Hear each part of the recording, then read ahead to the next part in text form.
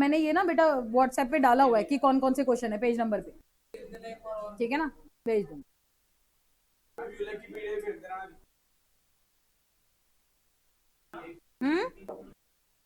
Theory कर रहे हैं बेटा, क्या करने? नहीं नहीं, नाशन कम की बेटा थियरी आपको पता है वैसे ही लिमिटेड है, ठीक है, तो जितना बोल रही हूँ उतनी ही आपने लर्न करनी है, एक्सेस नहीं करनी है, ठीक है। पीछे जितने भी बैठे हैं सामने देखेंगे अब। नेशनल इनकम की थियरी में ना बेटा सबसे पहला क्वेश्चन हमारे पास आता है डोमेस्टिक इनकम और नेशनल इनकम में डिफरेंस। तो चैप्टर स्टार्ट ही नेशनल इनकम है बेटा, तो सबसे पहले हमें नेशनल इनकम और डोमेस्टिक इनकम ये दोनों चीजें पता होनी चाहिए। इन दोनों चीजों अगर आपको पता चलेंगी तो आप इनसे बहुत सारी डेफिनेशंस डिराइव कर सकते हो, ठीक है। नेशनल इनकम और डोमेस्टिक इनकम में क्या डिफरेंस होता है बेटा? देखो नेशनल इनकम की डेफिनेशन के लिए 3 टर्म्स हम यूज करते हैं। नेशनल इनकम होती है money value of all final goods and services. National income के अंदर सारे फाइनल गुड्स एंड सर्विसेज आते हैं। मैंने आपको बोला था any kind of intermediate good is not included national income. National income में किसी भी तरीके का इंटरमीडिएट प्रोडक्ट नहीं आता, सिर्फ फाइनल गुड्स की वैल्यू आती। और वो प्रोडक्शन कौन करेगा? कंडीशन होती है कि नॉर्मल रेजिडेंट ही प्रोड्यूस करेंगे। कब करेंगे? अकाउंटिंग ईयर में करेंगे, क्योंकि नेशनल इनकम आपको पता है अकाउंटिंग ईयर के लिए कैलकुलेट होती है starting from 1 April ending on 31 March. तो national income is money value of all final goods and services. Produce कौन कर रहा है? Normal resident. कब कर रहा है? In an accounting year. तो money value of all final goods and services produced by normal resident of a country in an accounting year is national income. अब डोमेस्टिक इनकम की डेफिनेशन में ना पहली और लास्ट वाली लाइन बिल्कुल same है। डोमेस्टिक इनकम भी वही होती है money value of all final goods and services, और डोमेस्टिक इनकम भी अकाउंटिंग ईयर के लिए निकाली जाती है, मतलब फर्स्ट और लास्ट सेम है। सिर्फ जो सेकंड टर्म है ना उसमें हमने चेंजेस करने बेटा। डोमेस्टिक इनकम में नॉर्मल रेजिडेंट की जगह हम वर्ड यूज करते हैं रेजिडेंट्स। तो रेजिडेंट में हमारी कंट्री का रेजिडेंट भी आता है, नॉन रेजिडेंट भी, सारे रेजिडेंट्स आते हैं, ठीक है। डोमेस्टिक इनकम सबको कवर करती है, बट डोमेस्टिक इनकम में एक कंडीशन है कि प्रोडक्शन कहां पे होना चाहिए? With in domestic territory, territory के अंदर। डोमेस्टिक इनकम एक टेरिटोरियल कॉन्सेप्ट है बेटा, तो वो कहते हैं जो मर्जी प्रोडक्शन करेगा उससे कोई लेना देना नहीं है, बट प्रोडक्शन इंडिया के अंदर होना चाहिए, ये डोमेस्टिक इनकम का मानना। तो domestic income is money value of all final goods and services produced by resident of a country with in domestic territory in an accounting year. और national income is money value of all final goods and services, आगे क्या लिखना है? Produced by normal resident of a country in an accounting. दोनों की definition में difference समझ आ गया? डोमेस्टिक इनकम बेटा एक टेरिटरी को फोकस करता है, इंडिया को। इंडिया के अंदर कोई भी प्रोडक्शन कर रहा है, वेदर रशियन चिंकी पिंकी कोई भी प्रोडक्शन कर रहा है, ठीक है, सब कुछ डोमेस्टिक इनकम में आएगा, ये ध्यान में रखना। बट नेशनल इनकम कहता है ऐसा नहीं है, नॉर्मल रेजिडेंट ही प्रोडक्शन करेगा चाहे टेरिटरी के बाहर करे, ठीक है। ये दोनों में डिफरेंस है, ठीक है। तो डोमेस्टिक इनकम मैंने आपको बार बार बोल रही हूँ एक वर्ड कि it is a territorial concept, और नेशनल इनकम एक नेशनल कॉन्सेप्ट है। डोमेस्टिक इनकम में एनएफआईए नहीं आती। एनएफआईए की फुल फॉर्म क्या थी? Net factor income from abroad, क्योंकि डोमेस्टिक इनकम बेटा आप विद इन टेरिटरी काउंट कर रहे हो, तो बाहर की इनकम तो इसमें आएगी नहीं, तो it doesn't include NFIA. National income में आपको पता है एनएफआईए होती है, ठीक है, इट इज इंक्लूडेड, ठीक है। ये डोमेस्टिक और नेशनल इनकम में पहला डिफरेंस है बेटा जो हमने इस चैप्टर का करा है, ये देखो पढ़ के भी देख लो, ठीक है। It is a territorial concept, why? क्योंकि जो प्रोडक्शन होना चाहिए कहां पे होना चाहिए? टेरिटरी के अंदर। ये एक नेशनल कॉन्सेप्ट है क्योंकि ये एंटायर वर्ल्ड को देखता है, आप कहीं पे भी प्रोडक्शन कर सकते हो, बट नॉर्मल रेजिडेंट करेगा, ठीक है। ये क्या कंसीडर करता है बेटा? सारे प्रोड्यूसर्स होने कहां पे चाहिए? With in domestic territory. और ये कहता है सारे प्रोड्यूसर्स होने चाहिए, बट कौन? Normal residents. एनएफआईए नहीं इंक्लूड होती, एनएफआईए इंक्लूड होती है, तो बुक में एज इट इज गिवन है, ठीक है, जैसे मैं आपको इलाबोरेट करूं। तो ये डोमेस्टिक इनकम नेशनल इनकम में पहला डिफरेंस आता है इस चैप्टर का। अब सेकेंड क्वेश्चन जो इस चैप्टर में आता है that is circular flow of income. देखो अब इसको भी मैं आपको इलाबोरेट कर देती हूं। सर्कुलर फ्लो ऑफ इनकम हमारे सिलेबस में 2 सेक्टर इकोनॉमी के अंदर, तो हमारी इकोनॉमी में 2 सेक्टर्स होते हैं, one is house hold and other is firm. अब आप मुझे बताओ दोनों में से कंज्यूमिंग सेक्टर कौन सा है? House hold. And producing sector firm है। फर्म को प्रोडक्शन के लिए आपको पता है 4 चीजें हाउस होल्ड देती है, one is land, labour, capital और एंटरप्रेन्योर। तो हाउस होल्ड ने फर्म को प्रोडक्शन के लिए 4 चीजें दी, इसके बदले फर्म हाउस होल्ड को क्या देगा? लैंड पे देगा रेंट, लेबर को वेजेस, कैपिटल पे इंटरेस्ट, एंड ओनर को प्रॉफिट। तो पहली ट्रांजैक्शन सर्कुलर फ्लो की ये होगी। अब हम लोग फर्म से क्या लेते हैं बेटा, फर्म से हाउस होल्ड लेता है गुड्स एंड सर्विसेज, ठीक है, हम लोग फर्म से क्या लेते हैं आपको पता है, गुड्स और सर्विसेज। तो फर्म ने हाउस होल्ड को क्या दी, गुड्स एंड सर्विसेज, फ्री में तो लेते नहीं, इसके बदले हम इनको क्या पे करते हैं, कंजप्शन एक्सपेंडिचर, खर्चा करते। तो आपने सर्कुलर फ्लो में कुछ नहीं करना, बातें मत करो बेटा, सर्कुलर फ्लो में आपने सिर्फ ये 4 ट्रांजेक्शन दिमाग में रखनी कि सबसे पहले फर्म प्रोडक्शन करती है, प्रोडक्शन के लिए हाउस होल्ड से उसने 4 चीजें ली, लैंड, लेबर, कैपिटल, एंटरप्रेन्योर, उसके बदले 4 चीजें दिए, रेंट, वेजेस, इंटरेस्ट, प्रॉफिट। अब हमने फर्म से क्या लिए हैं, गुड्स और सर्विसेज, दिए क्या है, कंजप्शन एक्सपेंस, ठीक है। तो हमने पहले 4 ट्रांजेक्शन याद किया। अब सर्कुलर फ्लो कैसे इलेबोरेट करोगे बेटा, simple, it is a movement of goods and services between house hold and firm. Circular flow of income का मतलब क्या है, गुड्स और सर्विसेज का फ्लो हो रहा है किसके बीच में, हाउस होल्ड और फर्म के बीच में। अभी मैं पढ़ाऊंगी as it is definition. Circular flow में बेटा 3 फेसेस होती है, देखो ये ध्यान से समझना। पहली होती है जनरेशन फेस, फिर आती है डिस्ट्रीब्यूशन फेस, और फिर आती है डिस्पोजिशन फेस। 3 फेसेस है, जनरेशन, डिस्ट्रीब्यूशन और डिस्पोजिशन। प्रभजोत सामने देखो, जनरेशन फेस का मतलब है गुड्स और सर्विसेज जनरेट हो रहे। तो आप खुद बताओ ये फेस किसके लिए होगी, हाउस होल्ड के लिए, फर्म के लिए, फर्म के लिए। जनरेशन में गुड्स और सर्विसेज का जनरेशन हो रहा है बेटा, तो this face is for firms. तो आप इसमें क्या लिखोगे कि इसमें फर्म्स गुड्स और सर्विसेज जनरेट करती है with the help of land, labour, capital and entrepreneur. This is generation face. Generation face में बेटा फर्म गुड्स बना रही है किसकी हेल्प से, लैंड, लेबर, कैपिटल, एंटरप्रेन्योर की हेल्प से, दिस इज जनरेशन। अब आता है डिस्ट्रीब्यूशन। जनरेशन में मैंने 4 चीजों की हेल्प से गुड्स बनाए। अब 4 चीजें क्या हाउस होल्ड मुझे फ्री में देगा, नहीं, इनके बदले में इनको इनकम डिस्ट्रीब्यूट करूंगी। लैंड पे क्या दूंगी, रेंट, लेबर को वेजेस, कैपिटल पे इंटरेस्ट, ओनर को प्रॉफिट। तो डिस्ट्रीब्यूशन फेस भी फर्म के लिए, ठीक है। इसमें फर्म जो है हाउस होल्ड को डिस्ट्रीब्यूट करती है rent, wages, interest and profit, ठीक है। अब आती है डिस्पोजिशन फेस।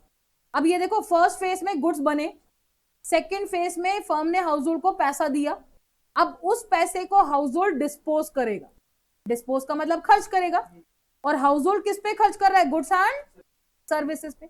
तो सिर्फ डिस्पोजिशन फेस हाउस होल्ड के लिए, इसमें हाउस होल्ड खर्चा करता है ऑन गुड्स एंड सर्विस, ये ध्यान में रखें। तो सर्कुलर फ्लो में हम तीनों फेसेस बताएंगे, जनरेशन, डिस्ट्रीब्यूशन, डिस्पोजिशन, ठीक है। तीनों को इलाबोरेट करोगे आप। अब देखो बेटा, अब ये सर्कुलर फ्लो में ये जो 2 ट्रांजेक्शन है ना बेटा, इन 2 ट्रांजेक्शन को हम रियल फ्लो बोलते हैं, ध्यान में रखना। और इन 2 ट्रांजेक्शन को हम मनी फ्लो कहते हैं। मनी फ्लो का मतलब क्या होता है, flow of goods and flow of money, inflow and outflow of money. और रियल फ्लो होता है flow of goods and services. तो पहली 2 ट्रांजेक्शन में गुड्स आ रहे हैं, गुड्स जा रहे हैं, तो वो रियल फ्लो है। नीचे की 2 ट्रांजेक्शन मनी फ्लो है, क्योंकि पैसा आ रहा है, पैसा जा रहा है। तो लास्ट में कंक्लूड कर दो, from circular flow of income we can conclude that real flow is equal to money flow, कि जितने गुड्स लिए उतना पैसा दिया, बैलेंस होगी। तो this is circular flow of income बेटा, ये ध्यान में रखना। तो ये देखो, circular flow of income refers to continuous movement of goods and services between major sectors. तो हमने 2 ही सेक्टर पढ़ने, हाउस होल्ड एंड फर्म, ठीक है। जनरेशन फेज बता दी, डिस्ट्रीब्यूशन, डिस्पोजिशन, ठीक है। फ्लो बना के दिखा दिया, इलेबोरेट कर दिया, ठीक है। उसके अंदर की रियल फ्लो मनी फ्लो के इक्वल है। हो जाएगा भी ये क्वेश्चन 3 नंबर का बेटा। अब नेक्स्ट क्वेश्चन हमारे पास आता है, देखो रियल फ्लो, मनी फ्लो, इसमें डिफरेंस आपने इतना ज्यादा नहीं पढ़ना बेटा, सिर्फ डेफिनेशन भी पढ़ लोगे तो चलेगा। तो रियल फ्लो में आपको बता चुकी हूं, it is flow of goods and, और money flow, flow of money between firm and household. Real flow में एक्सचेंज किसका होता है, गुड्स एंड, और इसमें मनी का एक्सचेंज होता है। रियल फ्लो से बार्टर सिस्टम की दिक्कत आती है बेटा, क्योंकि गुड्स आ रहे हैं और गुड्स जा रहे हैं, तो it creates the problem, it creates difficulty in barter system. Money flow में पैसा आ रहा है, पैसा जा रहा है, तो ऐसा कोई बार्टर सिस्टम वाली दिक्कत नहीं आती, ठीक है। रियल फ्लो का ऑल्टरनेटिव नेम फिजिकल फ्लो है। मनी को नॉमिनल फ्लो बोलते हैं, नॉमिनल का मतलब नंबर्स होता है, तो मनी नंबर्स में मेजर होती है, आपको पता है, 20 रुपए, 10 रुपए, 100 रुपए, तो दिस इज नॉमिनल, ठीक है। तो बहुत ईजी है बेटा, इसको तो आप डेफिनेशन भी पढ़ लोगे, बोर्ड में कभी भी ये डिफरेंस आया नहीं है मनी फ्लो रियल फ्लो में, तो डेफिनेशन भी पढ़ लोगे तो चल जाएगा, ठीक है। अब नेक्स्ट क्वेश्चन हमारे पास आता है, ये अब हट चुका है, ये नहीं पढ़ने की जरूरत है, इंजेक्शन लीकेजेस, हाँ नहीं करना। अब नेक्स्ट क्वेश्चन बेटा, ये डोमेस्टिक टेरिटरी का हमारे पास आता है। अच्छा, बोर्ड में अभी तक मैं आपको बता रही हूँ, डोमेस्टिक टेरिटरी कभी भी इलैबोरेट करने को नहीं आ रहा है, इसके केसेस आते हैं कि whether it is included in domestic income, yes और नो। ठीक है, तो इसके केसेस आते बेटा, डोमेस्टिक इनकम में ये चीज आएगी या नहीं आएगी, उसके लिए आपको ये सारी चीजें पढ़नी पड़ेगी। डोमेस्टिक टेरिटरी टेरिटोरियल कॉन्सेप्ट है, नाम से ही पता चल रहा है। इंडिया के अंदर जो भी चीजें आपको मिल रही है सब as a part of domestic territory of India. ये सभी चीजें हमारी डोमेस्टिक टेरिटरी का पार्ट है। अगर आपसे टीचर पूछती है कि whether it is included in domestic income और नॉट, तो हम इंडिया का नाम देखते हैं बेटा। कुछ भी चीज हमें इंडिया के अंदर रिसीव हो रहा है तो सब डोमेस्टिक इनकम में आएगा, इंडिया के बाहर रिसीव्ड हो रहा है तो डोमेस्टिक इनकम में नहीं आएगा, एक्सेप्ट फ्यू केसेस। लाइक मैंने आपको बताया था, एम्बेसीज होती हैं, एम्बेसीज, शिप्स, एयरक्राफ्ट, अगर ये चीजें इंडिया के बाहर भी है ना तो भी हमारी टेरिटरी का पार्ट है, ये ध्यान में रखना। ठीक है, डोमेस्टिक टेरिटरी में मैंने आपको फिर से रिपीट कर रही हूँ, डोमेस्टिक टेरिटरी ये देखता है कि इंडिया के अंदर जो भी प्रोडक्शन हो रहा है वो सब डोमेस्टिक टेरिटरी में आएगा, डोमेस्टिक इनकम में आएगा। बट कुछ ऐसे केसेस है जो इंडिया के बाहर भी ऑपरेट करते हैं, फिर भी वो डोमेस्टिक टेरिटरी का पार्ट होते हैं। ठीक है, लाइक फॉर एग्जांपल पहले हम लेते हैं। ठीक है, सपोज करो ये कह रहा है कि profit received by state bank of America in India. State bank of America को प्रॉफिट हो रहा है, कहां पे हो रहा है, इंडिया के अंदर, तो क्या ये डोमेस्टिक टेरिटरी में आएगा, यस और नो? आएगा। डोमेस्टिक टेरिटरी टेरिटोरियल कॉन्सेप्ट है, वो सिर्फ इंडिया की बाउंड्री को देखती है, वो ये नहीं देखती कि कौन कमा रहा है। ठीक है, डोमेस्टिक टेरिटरी में तो मैंने आपको बोला था नॉन रेजिडेंट रेजिडेंट दोनों आते बेटा। तो डोमेस्टिक टेरिटरी ये नहीं देखती कौन कमाएगा, वो ये देखती प्रोडक्शन हो कहां पे रहा है। तो अगर बेटा अमेरिका का बैंक इंडिया में प्रॉफिट रिसीव कर रहा है ना तो भी वो डोमेस्टिक टेरिटरी में आएगा, ये ध्यान में रखना। अगर मैं कह रही हूं, मैं इसको फ्लिप कर रही हूं क्वेश्चन को, profit received by state bank of India in America, अब बोलो आएगा यस और नो? नो, क्योंकि ये इनकम जनरेट कहां पे हो रही है, तो उनकी टेरिटरी है भाई, मेरी नहीं है, तो इट इज नॉट इंक्लूड। समझ गए मेरा डिफरेंस, समझो दोनों में। अब एक और केस लेते हैं, profit received by Indian embassy working in Russia. Embassy कहां की है, तो अगर इंडिया की एम्बेसी, इंडिया का शिप, इंडिया का प्लेन बाहर भी है ना तो भी it is included in domestic income of India. तो ये कुछ केसेस हैं जो इंडिया से बाहर भी हैं तो भी इंडिया में आएंगे। तो मैंने आपको एग्जांपल दिया था ना बजरंगी भाईजान का, कि वो मुन्नी को छोड़ने कहां गया था, पाकिस्तान एम्बेसी, क्योंकि Pakistan embassy is the part of domestic territory of Pakistan, तो उसको पाकिस्तान ही तो भिजवाना था उसने, तो पाकिस्तान की एम्बेसी में गया। ऐसी अगर इंडियन एम्बेसी चाहे पाकिस्तान में ऑपरेट कर रही है तो हमारी टेरिटरी में आएगी, ये चीज ध्यान में रखें। ठीक है, तो ये कुछ केसेस इंडिया से बाहर है तो भी आएंगे, बट बाकी केसेस में आपने इंडिया का नाम देखना है। इंडिया के अंदर प्रोडक्शन हो रहा है तो आएगा, बाहर हो रहा है तो नहीं आएगा। तो ये डोमेस्टिक टेरिटरी का कॉन्सेप्ट है। ठीक है बेटा, अब नेक्स्ट क्वेश्चन हमारे पास आता है नॉर्मल रेजिडेंट। तो ये मैंने आपको बताया था, a person who reside in a country for more than 1 year. कोई भी बंदा एक कंट्री में 1 साल से ज्यादा के लिए रिसाइड कर रहा है और उसका इकोनॉमिक इंटरेस्ट भी वहीं पे लाई कर रहा है, मतलब वहीं पे अर्न भी कर रहा है और वहीं पे स्पेंड भी कर रहा है, तो वो उस कंट्री का नॉर्मल रेजिडेंट होगा। तो ये तो छोटी सी डेफिनेशन है जस्ट। नेक्स्ट आता है स्टॉक और फ्लो में डिफरेंस। ये तो केस आता है, ज्यादातर अभी बोर्ड में केस ही आया, डिफरेंस भी आ सकता है, 3 आपको पढ़ने पड़ेंगे। स्टॉक इज मेजर्ड एट अ, बोलो, पॉइंट ऑफ टाइम, स्टॉक एक पॉइंट में मेजर होता है। Flow is measured over a, flow एक पीरियड में मेजर होता है। फ्लक्चुएशन किस में होती है, बोलो, स्टॉक में, फ्लो में? Flow fluctuates, stock remain same. Flow हमेशा फ्लक्चुएट होता है बेटा और उसको आप मेजर नहीं कर सकते, स्टॉक को मेजर भी कर सकते हैं एंड इट रिमेन सेम। कोई भी पर्टिकुलर डेट दे दी आपको, अब डेट दे दी का मतलब ये नहीं जो तुम 7 वाली को डेट देते हो, ठीक है, कोई पर्टिकुलर डेट का मतलब ऐसे बोल दिया national income as on 1 Jan, तो it is a stock concept, क्योंकि उसने एक पर्टिकुलर डेट मेंशन करी है, पर्टिकुलर टाइम मेंशन करा है। अगर मैंने सिंपल लिखा है ना नेशनल इनकम, तो आपको पता है नेशनल इनकम एक अकाउंटिंग ईयर के लिए निकलती है, तो इट इज अ कौन सा कॉन्सेप्ट, फ्लो कॉन्सेप्ट। डिफरेंस समझो? ठीक है, तो स्टॉक और फ्लो में क्या डिफरेंस है, स्टॉक रिमेन सेम।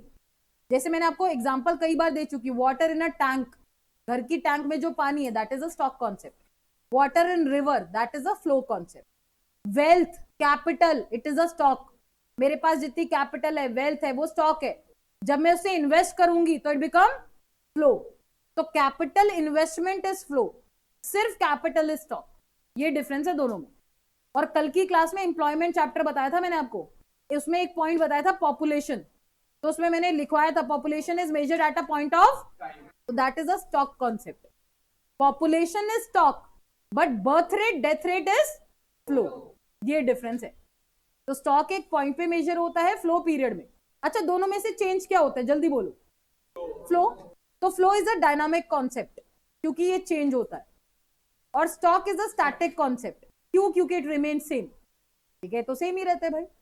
तो एग्जाम्पल आपको पता है दोनों के, तो कोई भी आप 3-4 डिफरेंसेस पढ़ सकते हो बेटा। It is measured at a point of time, period of time. It has no time dimension because ये टाइम के अकॉर्डिंग चेंज ही नहीं होता। It has a time dimension क्योंकि ये चेंज होता है। It is static, it is dynamic. Example आपको दे रखे, ठीक है। अब नेक्स्ट देखो, डिफरेंसेस नेश इनकम में करने बेटा। फैक्टर इनकम, ट्रांसफर इनकम में डिफरेंस आता है। फैक्टर इनकम नाम से ही पता चल रहा है, जो इनकम मिलती है फैक्टर ऑफ प्रोडक्शन को। फैक्टर ऑफ प्रोडक्शन कितने होते हैं? 4, लैंड, लेबर, कैपिटल, एंटरप्रेन्योर। तो इनकी इनकम क्या है? Rent, wages, interest and profit. तो दिमाग में रखना, फैक्टर इनकम 4 ही है भाई, rent, wages, interest and profit. तो फैक्टर इनकम हमें रिसीव्ड होती है बाय रेंडरिंग प्रोडक्टिव सर्विसेज। जब हम किसी बंदे को अपना लैंड देंगे तो ही तो हमें रेंट देगा, तो it is received by rendering productive services. जब आप सर्विस देते हो, जो इनकम रिसीव्ड होती है दैट इज फैक्टर इनकम। और ट्रांसफर इनकम होती है which is received without rendering any service, बिना किसी सर्विस दिए आपको मिल रही है। लाइक गिफ्ट्स, वैलेंटाइन डे में इतने सारे मिल जाते हैं, ठीक है। पेंशन मिल गई है तेरे को अभी? पेंशन नहीं लिखोगे, जिसने पेंशन लिखा उसके सर पे मुक्का पड़ेगा, क्योंकि 2 पेंशन होती है, ओल्ड एज एंड रिटायरमेंट। क्या मेंशन करोगे? Old age pension is a transfer, retirement pension COE का पार्ट होता है, ठीक है। आप काम करते हो कंपनी को तब जाके, ठीक है। तो ये ध्यान में रखना, ट्रांसफर में खाली पेंशन मिल रही है तुम्हें, बोल रहे हो बड़े बेशर्मो। नहीं, जिसको रिटायरमेंट मिल रही होती है सरकार नहीं देती भाई, एक साइड से आप फंडिंग ले सकते हो। तो transfer income is the income receive without any pension, ठीक है। तो ट्रांसफर इनकम बिना किसी सर्विस दिए मिलती है, ठीक है। कौन बोल रहा है भाई पेंशन छोड़ दो आप, ठीक है, हमें पता चल गया है। तो क्योंकि बेचारी इसकी भावनाओं को ठेस पहुंच रही है इससे, ठीक है। तो फैक्टर इनकम सर्विस देके मिलती है, ट्रांसफर इनकम विदाउट सर्विस देके मिलती है। फैक्टर इनकम को बेटा बाइलेटरल बोलते हैं, 2 साइडेड। आपने सर्विस दी तो आपको मिली। ट्रांसफर को यूनिलैटरल बोलते हैं बेटा, 1 साइडेड, आपने कुछ सर्विस नहीं दी है। अब ऐसे मत लिख के आना कि बंदी को हमने सर्विस दी थी, घर छोड़ के आते थे, ले के जाते थे, तो उसने हमें वैलेंटाइन पे गिफ्ट दिया है, ठीक है। तो ऐसे नहीं लिखना है, ठीक है। इट इज यूनिलेटरल, 1 साइडेड है, ठीक है। तो फैक्टर इनकम 2 साइडेड है, इट इज बाइलेटरल। और ट्रांसफर इनकम 1 साइडेड है, it is unilateral. National income में सोच के बोलो, फैक्टर आएगा transfer, national income, factor income is included, transfer income is not included national. Example तो आप दे दोगे बेटा, ठीक है। तो ये फैक्टर इनकम ट्रांसफर इनकम में डिफरेंस है, हो जाएगा भी ये क्वेश्चन, ठीक है बेटा। अब नेक्स्ट देखो बेटा, इनकी भी जस्ट डेफिनेशन पढ़नी है, ये आपको पूरा कुछ पढ़ने की जरूरत नहीं है, ओनली डेफिनेशन। डेप्रीसिएशन आपको पता है, it is fall in value of fixed asset due to normal wear and tear. जो फिक्स्ड एसेट्स की वैल्यू में रिडक्शन हो रहा है, लाइक एक मशीन मैंने आज 10 लाख की खरीदी है, क्या 10 दिन बाद उसकी वैल्यू 10 लाख रहेगी? नहीं, तो उसकी वैल्यू फॉल होगी, it is a natural process, that is depreciation. Capital loss होता है कोई अचानक दुर्घटना, नजर हटी दुर्घटना घटी, that is a capital loss. तुम्हारी भी डेली घटती है दुर्घटनाएं, ठीक है, कुछ अलग चीजों में। तो कैपिटल लॉस होता है बेटा कोई अनफोर्सीन ऑब्सोलेसेंस की वजह से या नेचुरल क्लेमिटी की वजह से। अब मेरी जो है फैक्ट्री है, मैं मशीन्स प्रोड्यूस करती हूँ, अर्थक्वेक आ गया, फैक्ट्री तबाह हो गई, तो that is a capital loss, वो कैपिटल लॉस है जो नेचुरल नहीं था, ठीक है। तो डेप्रिसिएशन तो होना ही होना है, हमें पता है, ठीक है। और कैपिटल लॉस होता है अचानक दुर्घटना घटने से। तो ये दोनों में सिर्फ डेफिनेशन पढ़नी। नेक्स्ट देखो बेटा, फाइनल इंटरमीडिएट में अभी तक बोर्ड में ही केस आए कि whether the good is final और इंटरमीडिएट। फाइनल गुड्स के 2 फीचर होते हैं, मैंने आपको बताया था, which are use for further, sorry for consumption और फॉर इन्वेस्टमेंट। इंटरमीडिएट गुड्स होते हैं which are use for further production और फॉर रीसेल। जो गुड्स फर्दर प्रोडक्शन में यूज होते हैं, like raw material is an intermediate product, ठीक है, तो इट इज इंटरमीडिएट। या अगर मैंने लिखा है कि आप अगर मोबाइल खरीद रहे हो तो दैट इज इंटरमीडिएट और फाइनल। आप मोबाइल परचेज कर रहे हो, intermediate final, mobile purchase by mobile dealer, क्योंकि it is meant for resale. तो इंटरमीडिएट के दो फीचर है बेटा, which are use for further production और फॉर रीसेल, और फाइनल होते जो कंजप्शन और इन्वेस्टमेंट के लिए बनते।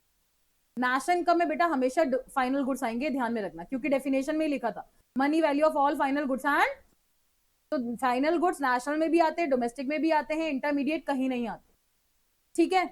और आगे ये पढ़ने की जरूरत नहीं है, एग्जाम्पल का पॉइंट बना देना फाइनल गुड्स का। अच्छा, बोर्ड में कई बार केस आए, 3 पॉइंट ही करने बेटा, बोर्ड में कई बार केस आए, मैंने आपको बताया था ब्रेड इज एन इंटरमीडिएट और फाइनल,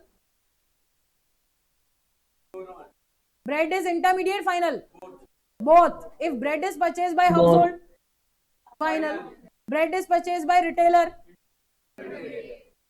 ऐसा कोई केस आएगा तो दोनों साइड से आंसर देना भाई, सीधा मत लिखना, हाँ ठीक है। तो ऐसा कोई केस आता है तो दोनों साइड से आंसर करके आना।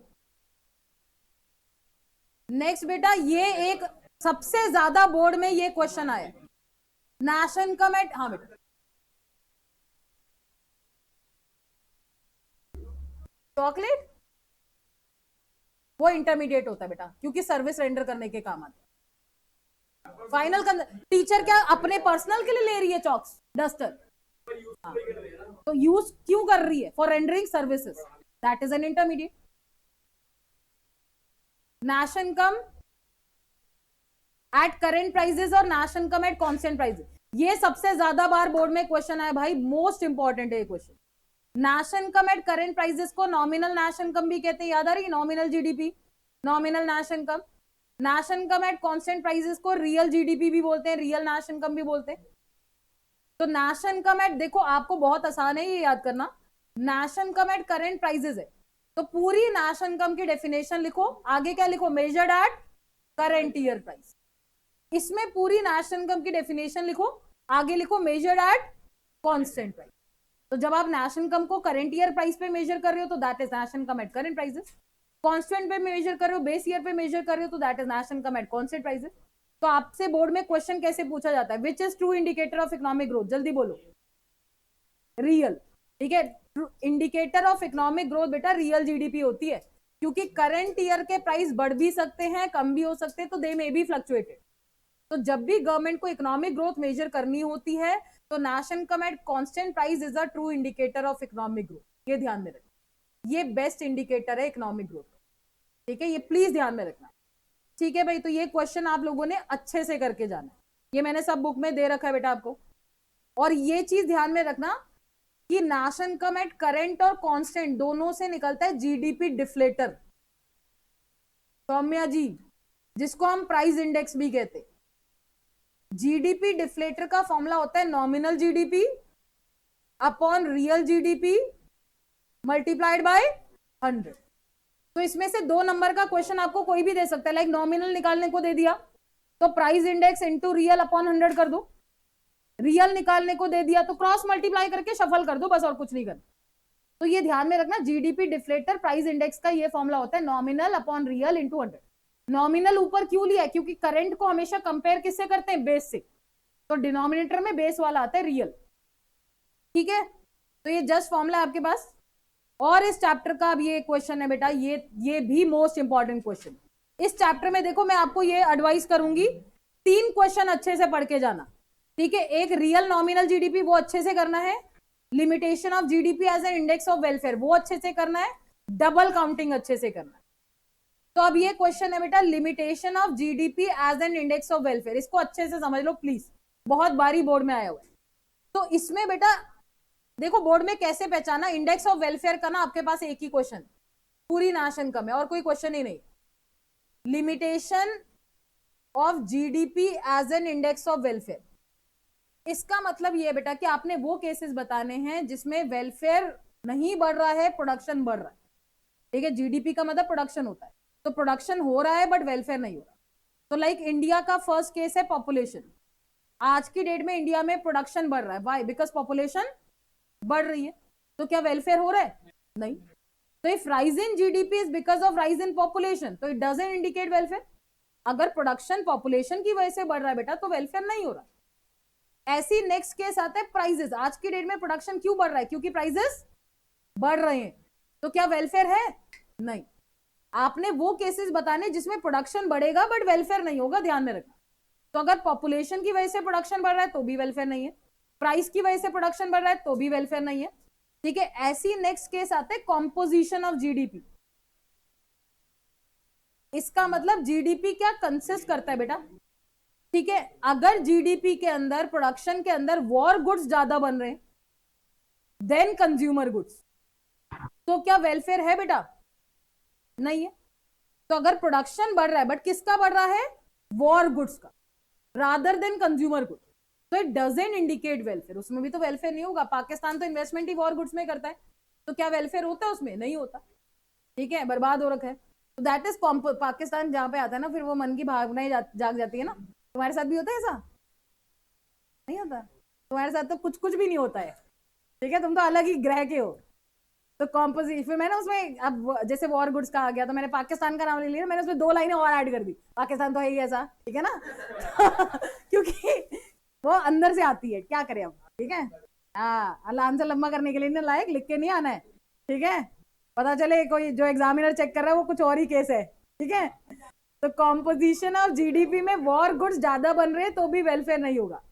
एंड बेटा लिमिटेशन का most important limitation is externality, ये जरूर करनी है, 3 नंबर में अलग भी आती है। 2 तरीके की एक्सटर्नलिटीज होती है बेटा, one is positive and other is negative. किसी भी बिजनेस का इकोनॉमी में गुड इफेक्ट पड़ना is positive externality, bad effect पड़ना इज नेगेटिव एक्सटर्नलिटी, ठीक है।